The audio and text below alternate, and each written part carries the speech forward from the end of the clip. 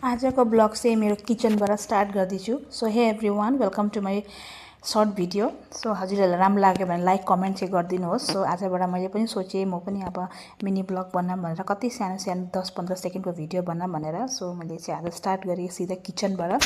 बिहानको ब्रेकफास्ट गरिसकेर नानीलाई स्कुल पठाएर अनि म चाहिँ सिधै खाना बनाउने स्टार्ट गर्छु। 12 बजीको खाना बनाउनको लागि लन्च। अनि आज लन्चमा चाहिँ मैले बनाएको थिएँ दाल, पोटल आलु फ्राई अनि अमलेट पनि थियो र दही चाहिँ दियान्सले बहुत इन्ट्रेस्ट गरेर खान्छ। अनि खानासाना बनाइसकेर ग्यासहरू साफ गरेँ ओरे, स्लेपहरू साफ गरिसकेर बर्तनहरू धुन लागेँ। म चाहिँ नानी आउने अगाडि नै सबै काम खत्तम गरिहाल्छु। म झाडु पोछा होस्, बर्तन धुने हो, जे पनि काम छ, लुगा धुनेहरू सबै नानी आउने अगाडि नै खत्तम गर्छु। नानी आएपछि चाहिँ अब नानीसँग एकछिन टाइम स्पेन्ड गर्छु। दिनभरि स्कुलमा हुन्छ, 3 घन्टाको लागि पनि स्कुल नभए पनि अब उसलाई मम्मी चाहिन्छ भनेर। सो नानीले स्कुलबाट लिएर आएर एकछिन माया गरेर सिधा प्लान्टमा पानी हाल्नको लागि गएँ। यो एक्चुअली सन्डे नै पानी दिनु पर्थ्यो, तर म चाहिँ टाइमै थिएन, टाइमै मिल्दैन, के भएको एक्लै भएर होला, टाइम नै मिल्दैन।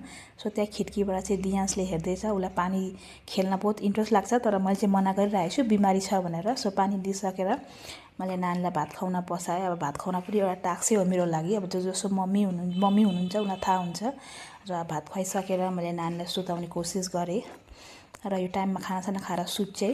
सो अब सुतेर उठेर 7:30 बजीको टाइममा हस्बेन्ड पनि छिट्टै आउनुभयो अफिसबाट। सो हामी चाहिँ अब बाहिर घुम्नको लागि निस्क्यौँ। र कहाँ जाँदैछौँ भन्दाखेरि चाहिँ केएफसी।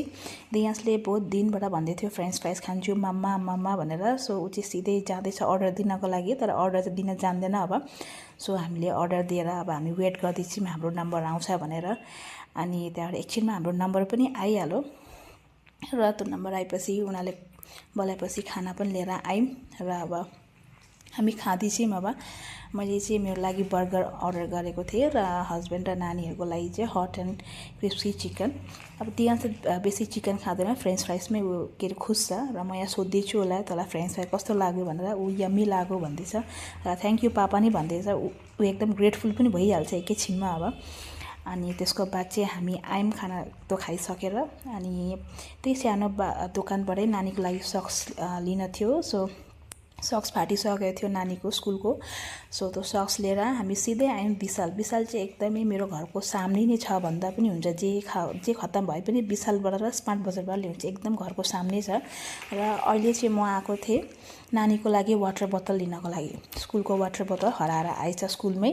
सो त्यही वाटर बोतल लिनको लागि सिधै वाटर बोतलको सेक्सनमै गएँ। यताउता नजर लगायो भने त धेरै सामान अब